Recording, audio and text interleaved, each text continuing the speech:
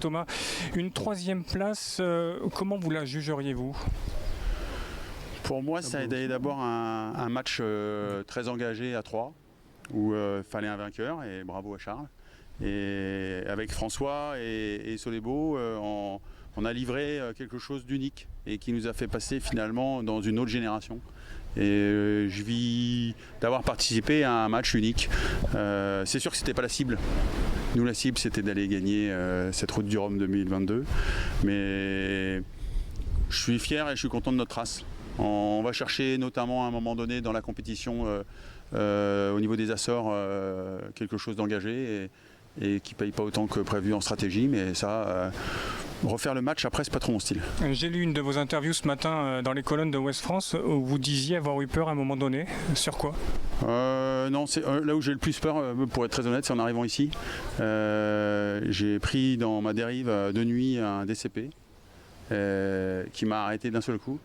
Et en solitaire, tout seul, il a fallu que je plonge pour libérer donc ce grand Haut-Rhin relié et donc qui fait des tonnes et des tonnes et qui arrête un bateau comme Solébo net.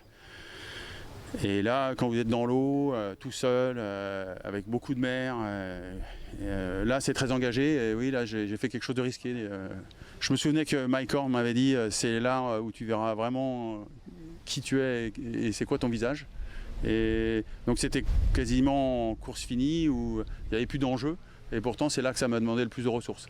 Donc vous êtes le nouveau Mike Horn? Oh non, pas du tout. Non, Mike est le parrain de mon bateau, donc c'est quelqu'un que je connais bien ou que j'aime beaucoup et qui m'aide beaucoup et qu'on s'aime vraiment. Enfin, c'est un ami et il m'avait dit ça et ça a résonné dans ma tête au moment où il faut le faire. L'analyse de votre course en tant que telle, est-ce que vous êtes satisfait de vos décisions, de votre stratégie, du comportement de votre bateau, de la technologie à bord de votre bateau? Ouais, globalement, on a fait une très belle trace et notre trace, elle est fière, elle est engagée. Elle est volontairement, quelquefois, elle a osé se déconnecter des autres pour essayer de gagner et passer devant, donc prendre des risques. Ça nous ressemble bien.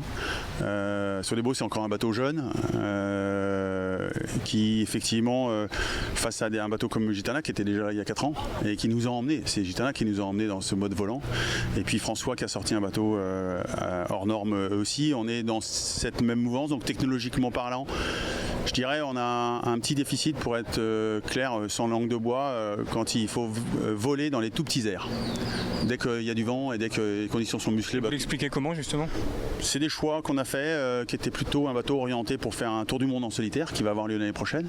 Et pour un bateau qui soit effectivement typé d'aller vite dans de la grosse mer, ce qu'on a réussi à faire. Et puis à d'autres moments, c'est la technologie et la technique, souvent c'est des choix qui marquent une conception, qui marche. Souvent ça marque aussi enfin, c'est assez lié au caractère de chacun. Hein. C'est beau d'ailleurs. J'aime bien lire la personnalité d'un skipper par rapport au bateau qui le ressemble. Et souvent on dit ça, il naît de nos tripes, il naît de notre conception et de comment on voit la mer, quelle mer on a envie de rencontrer. Et cette liberté architecturale qu'on a même là, elle est assez magique. Et d'ailleurs, de voir les bateaux, c'est des bateaux qui... Je connais pas de gens qui soient arrivés et qui étaient blasés de voir les bateaux. On fait waouh, c'est cette nouvelle ère qu'on a construite ensemble là, et qu'on a marquée par cette route du Rhum. Elle est le début, mais je suis content de faire partie aussi de cette histoire-là. Et ce qui est encore plus incroyable, c'est que à vous trois, que ce soit Charles Caudrelier, François Gabard ou vous avez finalement battu, explosé le record de Francis Joyon. C'est la voile de demain? Oui, c'est ça. Mais c'était un peu prédit, on l'avait dit au début. Nous, avec Solébo, et c'est pour ça que notre bateau est comme le nôtre, on voulait finalement une transition. On avait fait un bateau plutôt hybride, qui puisse au début naviguer aussi sans foiler tout le temps, en ayant effectivement cette capacité, ce qui fait que dans le petit temps par exemple on est plus hybride éventuellement que les autres, ou si demain on avait un problème avec un foil autour du monde, on serait capable de rentrer ou on serait même capable de finir. Donc c'était un peu l'idée. Mais c'était aussi que dans un intérêt général, une flotte entière, on garde une homogénéité. Or ce que nous a emmené Gitana à faire, comme je l'ai dit en stratégie, a fait qu'il y a une flotte qui est obsolète et qui est... Vous regrettez le combat judiciaire qu'il y a eu en amont de cette route du Rhum? Alors moi, On vous a senti plutôt très à l'écart par rapport à d'autres concurrents. Ouais, je suis à l'écart parce que d'abord, le monde de l'agressivité n'est pas le mien. Pour moi, j'ai du respect pour tous les coureurs qui respectent les règles et l'arbitre. Je suis un compétiteur pour ça. J'ai même besoin, moi, dans ma vie, de ce cadre dans lequel après je m'exprime et un adversaire après c'est pas quelqu'un j'ai jamais de mots comme de j'ai pas des mots, je suis pas un tueur vis-à-vis de finalement mon pire adversaire me sublime et me rend meilleur, donc je le remercie. Et donc je veux garder cette attitude face à mes concurrents, le respect que je peux avoir. Passer pour un sage par rapport à d'autres. Ouais, mais c'est ma philosophie de vie aussi. Pour moi, le sport est d'abord là pour me rendre meilleur en tant qu'homme, en tant que père, en tant que frangin, en tant que c'est un moyen et pas une fin en soi. Je suis pas là pour je suis là pour me battre et être meilleur avec la compétition, et un adversaire va m'aider à ça. Mais il faut qu'il soit dans le cadre de la règle qu'on a mis ensemble. C'est juste ça qui m'a déçu. Mais je regrette évidemment que ça prenne des tournures qui souvent sont exacerbées par le monde d'aujourd'hui, de la communication, des réseaux, et qui essayent en fait en plus de cliver. Vous allez être pour ou contre, vous allez être avec ou... Et ce monde-là, bipolaire, rend les choses pas assez nuancées. Et c'est très loin de mon monde. Quand je suis en mer, je suis libre. Pas assez nuancé, pas assez édulcoré, c'est vrai que c'est soit l'un, soit l'autre. Il n'y a pas d'intermédiaire, il n'y a plus, c'est pas comme autrefois, on va passer presque pour des, c'est pas, des vieux baroudeurs, mais c'est un peu ça. Ouais, mais c'est plus que on peut défendre aussi ça. On peut défendre aussi cette... Moi, je défends que il y a 4 ans, je suis arrivé 3e, mais une semaine après parce que j'avais cassé. Mais je pensais jamais être le skipper que je suis devenu avec le bateau que j'ai aujourd'hui. Je pensais être quelqu'un qui rêve fort et qui rêve grand. Et là, en 4 ans, j'ai dépassé mon rêve. Je pense que c'est presque une bonne définition du bonheur. Et dans une actualité et dans une époque qui n'est pas facile, moi j'ai envie de dire l'époque est fabuleuse, parce que dans 4 ans, vous ne savez pas qui vous serez encore, et vous serez meilleur, vous serez plus loin, plus fort que la personne que vous êtes aujourd'hui. Et ça demande par contre un peu de subtilité, des nuances, une approche avec une philosophie de vie qui respecterait l'adversaire, les règles, l'arbitre. Mais dans ces cas-là, on peut croire vraiment à un avenir meilleur, et que l'époque est formidable. Vous avez pu vous reposer cette nuit ? Ouais, je me suis bien reposé cette nuit. Mais j'avais plus d'énergie en arrivant qu'en partant. Ça, c'est la magie du sport, c'est la magie quand vous avez réalisé quelque chose de fort en vous. Et un athlète, il va chercher ça. À la fin d'un match, même terrible de football, quand vous avez réalisé un match plein, vous avez généré en vous plus d'énergie que vous n'en avez laissé.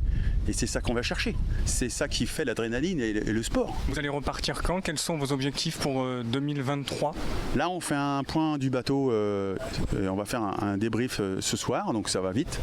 Le bateau va rentrer après les obligations qu'il a avec l'organisateur ici en Guadeloupe. Vous savez quand ou sur quelle course vous allez repartir en 2023 ? On envisage, si le bateau est en état, de repartir dès cet hiver sur un trophée Jules Verne, en équipage, donc en décembre, dans un mois. Et puis après, il y a tout un programme avec la classe ultime.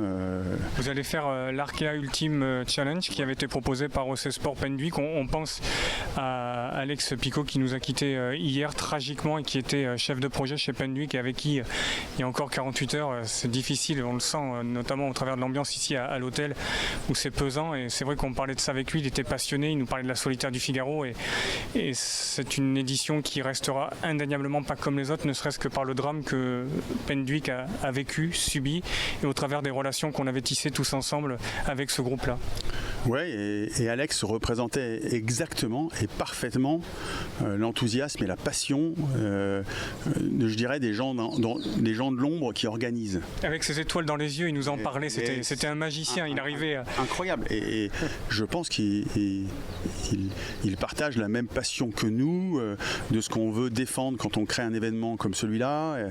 Il avait cette philosophie, il avait cette envie qu'à travers les événements qu'il construit... Et puis cette parfaite maîtrise de la voile aussi, il ne faut pas l'oublier. C'était un grand spécialiste de voile. Non, plus que ça, un très bon technicien. Il comprenait très bien ce qu'il fallait, comment le faire. Une très belle expertise, un très beau respect. Il restait à sa place, mais il était très pertinent dans toutes ces questions pour qu'effectivement ça prenne en compte l'intégralité. Donc Alex était là-dessus indéniablement le maître du projet de cette course autour du monde qui partira de Brest l'année prochaine. Il va nous manquer définitivement énormément. Je pense même que ce tour du monde aura lieu pour lui et grâce à lui, entre autres. Oui, effectivement, Alex Picaud qui nous a quittés hier, comme nous vous le disions, en compagnie de François Navaillant, le patron des partenariats pour OC Sport Pendwick. On a vécu un drame, mais on ne va pas insister là-dessus. Mais revenons furtivement, Thomas, si vous êtes d'accord sur votre programme de 2023. Donc vous allez repartir pour un petit Jules Verne, pour la route, avec l'espoir. C'est pas un petit Jules Verne. Hein. Ça va être un gros. Il n'y a pas de petit Jules Verne. Alors encore une fois, ça va dépendre du bilan technique du bateau là, du bilan à l'arrivée à Brest. Il faut rester humble par rapport à Lorient. Et puis après on s'élancera de Brest si l'opportunité nous en est donnée. Mais c'est vrai que j'ai souvent tendance à dire qu'un hiver sans tenter d'aller en hémisphère sud, c'est un hiver perdu. Pourquoi ça? Parce que les Jules Verne ne peuvent climatologiquement parlant se tenter qu'en été austral, donc en hiver chez nous. Et d'en laisser passer un sans le tenter, c'est dommage, enfin, c'est presque une erreur professionnelle. Donc ça confirme ce que l'on dit beaucoup de vous, c'est que vous ne savez jamais vous arrêter. Je ne sais pas si c'est ça, j'ai ça en moi, j'ai cette énergie-là, j'ai cette passion, je suis bien quand j'y suis. J'avoue que l'ambiance des mers australes est quelque chose qui me marque et m'a marqué à jamais. Je suis obsédé par cette ambiance des mers du Sud, et loin de la Guadeloupe, ça c'est sûr, mais de ces terres vierges et où je me sens aussi à ma place. J'ai dans ces cas-là une vraie connexion, sans être mystique, hein, mais avec la nature, avec les éléments, avec une vague, avec une lumière. Et chaque hiver que je peux tenter ou aller me rend et me donne cette sensation d'être à chaque fois un peu différent. Et donc du coup, Jules Verne, pour résumer, l'Arkea Ultimate Challenge et éventuellement la Jacques Vabre. Oui, c'est ça. Je ne sais pas si ce sera compatible la Jacques Vabre avec l'Arkea Ultimate Challenge. Disons que le calendrier, quand on le regarde, c'est assez serré. C'est serré, voilà. Ça va dépendre du timing qu'on a par rapport à ça. Ce serait idéal, ce serait le timing idéal, ne serait-ce que pour être fidèle à la Jacques Vabre, qui est une course que j'adore aussi. Le double, c'est finalement le format le plus fabuleux. C'est là où on exploite le plus le bateau, on partage déjà avec quelqu'un. Moi j'ai trouvé avec Thomas Rouxel un partenaire avec qui j'adore naviguer, donc c'est vrai que dans un monde idéal, si j'avais le droit de le faire, c'est ce qu'on ferait, mais je sais déjà qu'en technique et dans mon groupe, on va me dire « non mais tu rêves ». Mais j'ai le droit de rêver avec vous. T'es un fou. J'ai le droit de rêver. Moi je suis le premier à vouloir rêver avec vous. Voilà, c'est ça, ouais, c'est pour ça. Donc, mais déjà, mon objectif à terme là, c'est effectivement d'aller chercher cette course autour du monde en solitaire à laquelle je pense depuis 2006. Donc c'est quelque chose qui n'est pas né d'hier, c'est pour moi le Graal du Graal de ce qu'on entreprend de faire avec ce trimaran Sodebo depuis maintenant 15 ans. Merci Thomas Coville.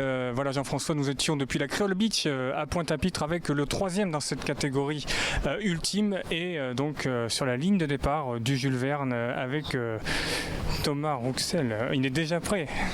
On a dit j'ai regardé techniquement déjà comment c'est. J'aime bien un peu vous taquiner. Mais ça fait partie de ton job. Voilà, c'est ça. Merci Thomas.